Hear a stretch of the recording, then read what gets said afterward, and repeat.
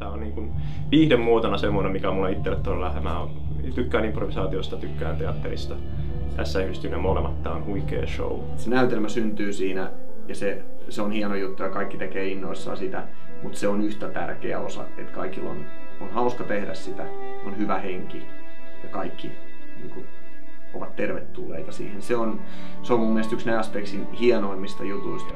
Tässä kuolemassa oleva hieman kyyninen cowboy Scott Hart tulee White Matchiin, vanhan kotikylänsä kuolemaan ja haluaa jonkinlaista synninpäästöä ennen kuolemaansa, mutta asiat sitten mutkistuvat. Näyttää ja kuulostaa ja on todella hyvännäköinen Raina.